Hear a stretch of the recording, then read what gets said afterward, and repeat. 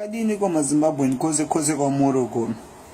Inini mazimbabwe ndauya panapa ndakamirira mazimbabweni vamwe vane mubvunzo vanga vachityawo kubvunza kasi inini ndangoti handitye zvangu ndinoda kubvunza nyange mukandishauda muchandishauda zvangu kasi inini ndine mubvunzo kuna Pastor Ivan Mawarire. Pavakatanga this flag haina ingoti apa ndezvemajokes naimboignora kasi pandakaona kuti munhu ari serious ka ndichibva ndavajoinawo ndikaitawo mavhidhiyo angu ndichitawo ndichivasapota. Kasi pastor isi tine mubvunzo isusu kune mazimbabweni makataura kuti hatichatya tajamuka. Pastor Mawarire makazvitaura kuti hamuchatya tajamuka nti dhera makasumudzwa nemapurisa mukaenda muchitokisi. Muna kugara more than 4 years muchitokisi, makagara 2 days. Pastor Mawarire mujeri 2 days muchiti hatichatya ndika. Saka pamakapinda mujeri paya munhu wose akachema, mativi ose enyika akachema akamirira imimi kuti hei Pastor Mawarire vasungwa chichichi. Munhu wose akaya kukoti. Pastor Mawarire makaita history. Munhu wose akajamuka panze mukabuditswa. Kasi inini chandida kubvunza mubvunzo uyu ndoda kubvunza kuti chii chamakaudzwa muri mujeri.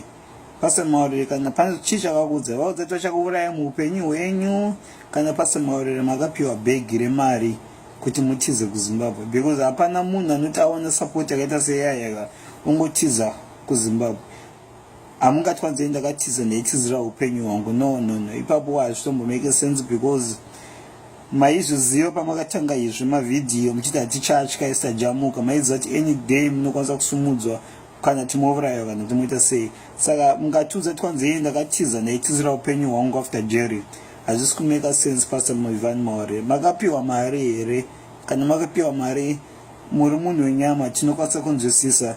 Sei makatiza Pastor Mawarire kuZimbabwe after imimi maona power yose yaya? Munhu wose akayazokusapotai paya panze akati hei Pastor Ivan Mawarire isi takakumirirai. Inini chaiyo ndakadai Pastor Ivan Mawarire ndakaita mavhidhiyo nokutya kwandinoita government, nokutya kwandinoita Bob, ndakaita vhidhiyo inini ndakakumirirai.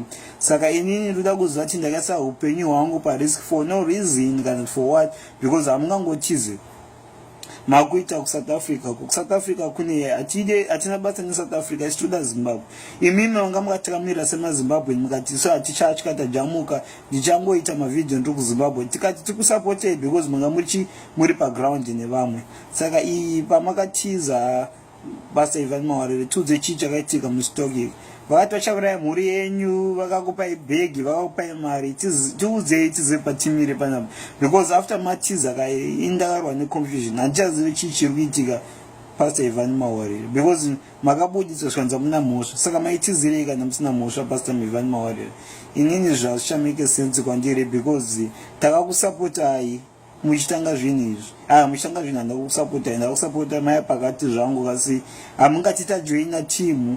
De Pastor Ivan Mawarire makagara kuZimbabwe after mabuda kujeri kane power yanga mapiwa nevanhu ka de zvinhu zvakachinja. Saka inini I want to know kuti makatizirei kuZimbabwe Pastor Ivan Mawarire? Hamungati makatiza kuti vada kundiuraya kana chii chamakaudzwa mujeri? Chii chamakapiwa muri mujeri Pastor Ivan Mawarire? Because kuSouth Africa kuchichi hapana zvatinobenefita isusu muchingochata muri kuSouth Africa Pastor Ivan Mawarire. Inini kana muchiti muda new government ine freedom of speech, inini have freedom of speech. Ndakukubvunzai Pastor Ivan Mawarire kuti muri kutendesa kupi? Muchiruda kuti support vanhu sekuZimbabwe kana makutiza makugara kuSouth Africa kana makazogara kuAmerica? Tiudzei patimire kana timaingotaura semuZimbabwe. Because kubva zvamabuda mujeri kanyaya dzenyu hazvichanzwisisiki Pastor Ivan Mawarire. Makuti hei zvinhu ndakazvitanga izvi maZimbabwe Zimbabweans can take over. Totaura sei over imurimi makatanga nyaya iyi mukatipa zvivindi zvokutaura Pastor Ivan Mawarire. Saka Pastor Ivan Mawarire ka tiudzei patimire kuti imimi muchiri nesu kana tamusiri nesu because haina hanchanzwisise zviri kuitika. Makatizirei kuZimbabwe? Makati hatichatya tajamuka. Saka kana muchiti hatichatya tajamuka makatizirei kuZimbabwe? Isusu tanga takatemba imimi dei muchiri kuZimbabwe dei zvinhu zvachinja iko zvino makatipa hope. Vamwe takaita mavhidhiyo hatichakwanisa kuenda kumusha nenyaya yenyu Pastor Ivan Mawarire because taikusapotai tichifunga kuti imimi muchamira nesu isusu mwakutirasisa Pastor Ivan Mawarire. Inini ndakadai Pastor Ivan is for this flag mandidisappoint. inini hangu makandidisappointa kutiza kwamakaita. Handisi kureva kuti yes wrong kuti mutize noupenyu hwenyu, kasi kana uchitanga zvinhu zvepolitics wagara anoziva kuti vachakutora kana pane zvichaitika. Saka hamungoti tize mutise makadaro apa, hamutongo explain kuti chii chakaitika kuti mutize, mangonyarara. Kana makapiwa mari pasemheva mataurai makapiwa mari, handisi kuti makapiwa mari, kasi inini ka ndine munhu ari open mind, toda kuziva chii chiri kuitika, tiudzei chii chiri kuitika.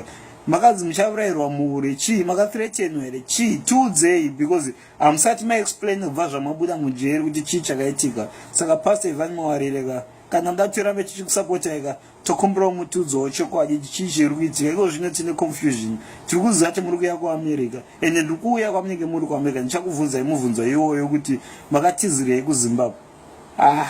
Ni Pastor Ivan Mawarire vakawanda vabuda mujeri havasati vaurayiwa. Saka imi manganzi muchaurayiwa here kana makathreaten vanhu, kwakauya masoja kumba chikutsvagai here, kana chii chiri kuitika chimbotiudzai. Aiwa, isusu ndakamira vanhu veZimbabwe ndoda kuti mutipewo mhinduro vari kusapota this flag. Saka tiudzewo mhinduro sechef with this flag.